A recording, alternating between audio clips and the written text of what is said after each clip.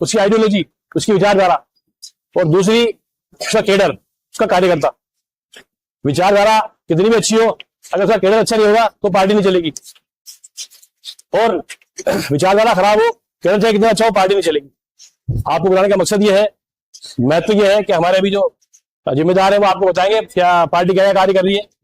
मैं आपको बताने के लिए आया हूं कि वेलफेयर पार्टी ऑफ इंडिया एक नई सोच, एक नई फिक्र, एक एकता की बात करती है, एक मजबूती की बात करती है, हम लोगों की सोच बदलने की बात करती है। वो सोच जो हम सालों से चलते आ रहे हैं, एक ही पटरी पे चल रहे हैं, एक ही दिशा में जा रहे हैं, और लोगों ने हमें, चाहे वो पार्टी हो, दोनों पार्टी, हिंदुस्तान की दोनों पार्टियां, कांग्रेस और बीजेपी, सिर्फ भेगा जो है वो राजनीति कर रही है, एक डराती है और एक पुचकारती है।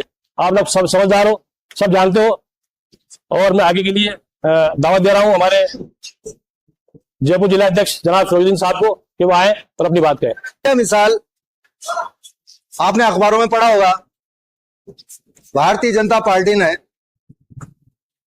नगर निगम के चुनावों के अंदर मंत्रिमंडलीय फैसला लिया है। मंत्री जी ने, जाबरमल खर्रा साहब ने, कि 250 वार्डों को घटाकर 152 वार्ड कर दिए जाएं, और जयपुर नगर निगम 2 की जगह हेरिटेज और दूसरे को मिला करके एक ही जयपुर नगर निगम बना दिया जाए। इससे पहले कांग्रेस ने अपने फायदे के लिए 2 नगर निगम बना दिए कि उनका एक मेयर आज तक जयपुर में नहीं बना था। एक बना था महेश जोशी के टाइम पर, जब मेयर के और सांसद के चुनाव एक साथ हुए थे। लेकिन ये पार्टियां अपना फायदा देखने के लिए कानून में संशोधन करती रहती है और पब्लिक को परेशान करती रहती है। अब मैं आप लोगों से ये पूछना चाहता हूं कि जब नगर निगम एक्ट 1995 ये बात कहता है कि 10,000 वोटर पर एक पार्षद नियुक्त होना चाहिए, ताकि वो उन 10,000 आदमियों पर उनकी समस्या को, उस एरिया को वो अच्छी तरीके से देखभाल कर सके। अब इन्होंने 25 से 30,000 पर एक पार्षद बनाएंगे। चुनाव आयोग का नियम ये कहता है 1 लाख वोटर पर एक एमएलए होना चाहिए। उसको देखते हुए तो 200 एमएलए बना दिए। लेकिन अगर कांग्रेस ने उसको संशोधन करके लोगों के 10,000 वोटरों पर एक पार्षद नियुक्त किया, उसको घटाकर बीजेपी ने 25 से 30,000 पर कर दिया, सिर्फ अपने फायदे के लिए, क्योंकि उसमें बीजेपी के पार्षद ज्यादा जीतेंगे, मेयर उनका बन जाएगा। कांग्रेस ने अपने फायदे के लिए ऐसा किया कि 2 निगम बना दिए। कांग्रेस ने अपने फायदे के लिए एक संशोधन और किया, ना वो देश हित में है ना आवाम के हित में। बीजेपी ने एक रूलिंग पास की थी गई दफा कि पार्षद के लिए क्वालिफिकेशन 10वीं पास होना कंपलसरी है। अशोक गहलोत साहब की सरकार आई, उन्होंने फटाक से उस नियम को कैंसिल करके और ये लागू कर दिया कि सिर्फ 2 बच्चों का नियम लागू रहेगा और बाकी जो है अनपढ़ आदमी भी चुनाव लड़ सकता है। अब ये अपना फायदा नहीं देख रहे तो तुम्हारे हकों की बात कहां से कर सकते हैं?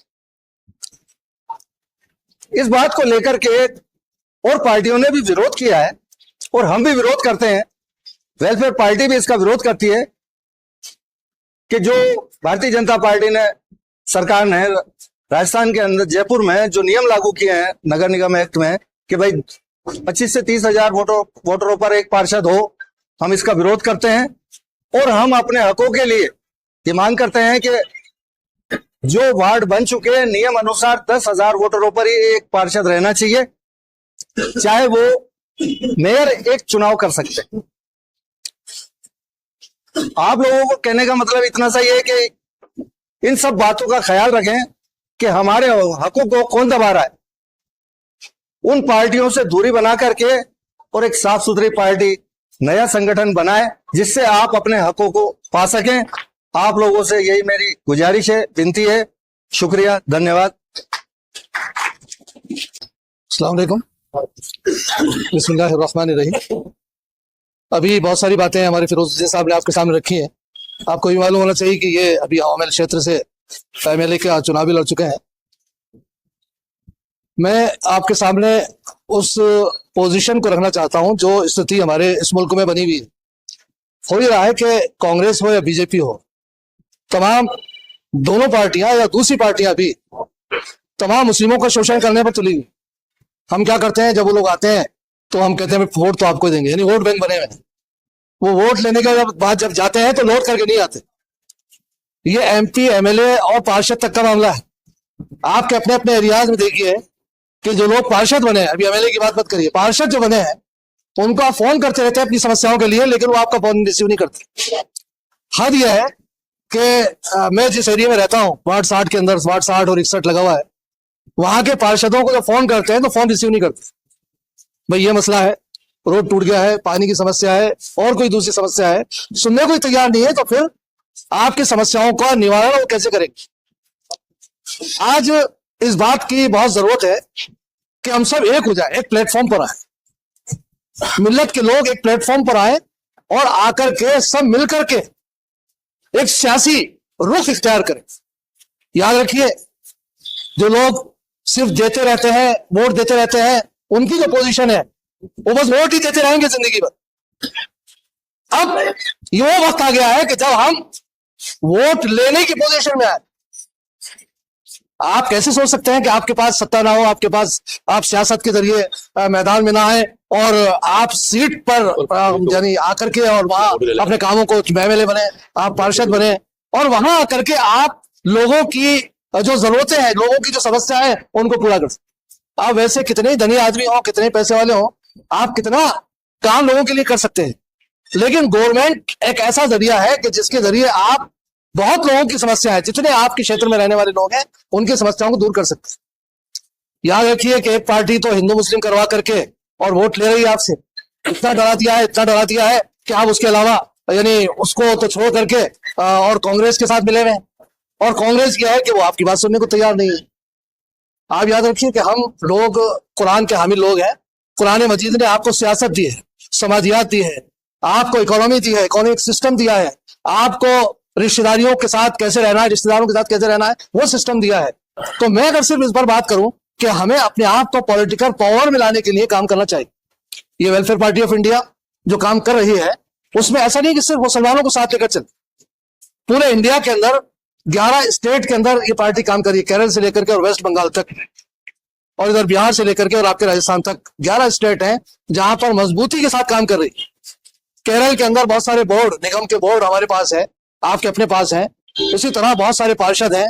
बेंगलोर के अंदर, सिर्फ बेंगलोर के अंदर 60 पार्षद आपके हैं, तो काम हो रहा है। यहां भी राजस्थान के अंदर एक पार्षद है आपका, कोटा के अंदर, और वो इतना अल्टीमेट काम कर रहा है। मैं दावा कर सकता हूं कि वो इतना अल्टीमेट और इतना बेहतरीन काम कर रहा है कि मैं दावा कर रहा हूं कि पूरे राजस्थान के अंदर कोई पार्षद ऐसा काम नहीं कर रहा। हम खिदमत करने के लिए आए, इस देश की दिशा और दशा सबको सुधारने के लिए आए। तो हम आपसे आह्वान करते हैं कि आप आइए, पार्टी के साथ जुड़िए।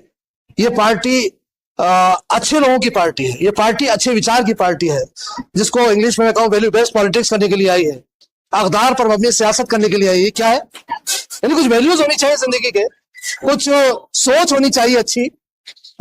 उस सोच के साथ आप जो है काम करें और सियासी रुख इख्तियार करें।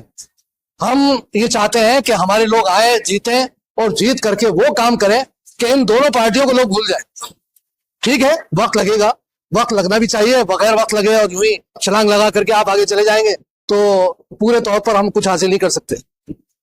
अभी जहां कहा गया कि हम पार्टी में उन लोगों को लेना चाहते हैं जो दरअसल क्रिमिनल ना हो, यानी जो जराइम पेशा इख्तियार करने वाले ना हो, फासिस्ट लोग ना हो, कम्युनल लोग ना हो, इसी तरह करप्ट लोग ना हो, यानी वो आकर के जो खुद पहले से करप्ट है वो सियासत में आगे आपके साथ क्या करेगा, तो ऐसे लोगों को हम शामिल नहीं करते।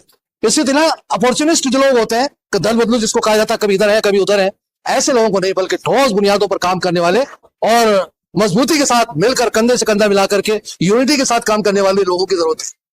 हम इस देश के अंदर हर समाज के लिए, हर धर्म के लोगों को, धर्म के मानने वाले लोगों के लिए, हम हर वर्ग के लिए, हर जबान बोलने वाले लोगों के लिए हम काम करना चाहते हैं पार्टी के जरिए। उसमें चाहे वो स्त्री हो, पुरुष हो, बच्चे हो, बूढ़े हो, सबके लिए काम करना चाहते हैं और सबकी उन्नति और सबकी तरक्की के लिए काम करना चाहते हैं। जैसा कि इसके नाम से वाज़ेह है, वेलफेयर वेलफेयर का मतलब ये होता है कि तरक्की हो, खुशहाली हो। तो हम हर हाल में इस देश के अंदर खुशहाली चाहते हैं। मुसलमानों को आज थर्ड डिग्री पर ला करके छोड़ दिया गया। आपको मालूम है कि मुसलमानों की कोई वक़्त नहीं है। वक़्त तभी होगी जबकि आप सियासी लोग इख्तियार करें, आप सियासत के अंदर आकर के और पावर हासिल करेंगे। और ये तभी होगा कि जब हम सब मिलकर के मजबूती के साथ अपने हुकूक मांगने के लिए सियासी रंग में आकर के और सियासी प्लेटफॉर्म पर आकर के हम अपना हक हासिल करें और लोगों को बता दें कि हम खुद भी एक अच्छी सियासत के मालिक हो सकते हैं, मालिक हैं। और हम लोगों को ये बता दें कि हम जब सियासत करेंगे तो ये हिंदू मुस्लिम की राजनीति नहीं होगी, ये छोटे और बड़े की, SC ST और OBC की राजनीति नहीं होगी, बल्कि हर फर्द आदम और हव्वा की औलाद है। और हम ही जानते हैं कि चाहे वो काला हो, गोरा हो, अमीर हो, गरीब हो, किसी इलाके का रहने वाला हो, उस इलाके के रहने वाले हर फर्द को हम तरक्की दिलवाना चाहते हैं। आप इकरार करते हैं इस बात से? कैसा होना चाहिए? मुसलमानों की तरक्की होनी चाहिए।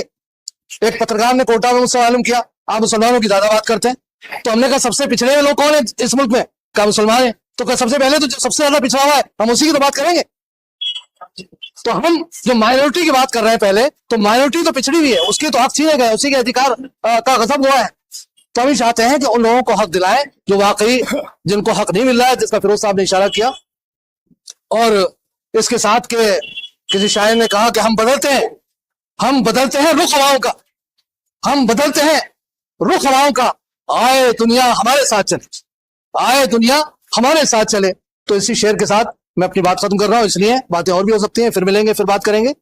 वेलफेयर पार्टी ज्वाइन करिए, हम इसके लिए फिर आपको अलग से ही बुलाएंगे। जो लोग चाहते हैं अब्दुल मन्नान साहब से, फिरोज साहब से, बहादुर साहब से, हमारे अब्दुल गफ्फार साहब से, दीन मोहम्मद साहब से, इन सब से मिलिए और मिल करके एक यूनिटी पैदा करें। कुरान मजीद ने जो बात कही है, औज़ु बिल्लाहि मिनश शैतानिर रजीम, बिस्मिल्लाहिर रहमानिर रहीम, वातसिमू बिहब्लिल्लाहि जमीअन वला तफरक़ू।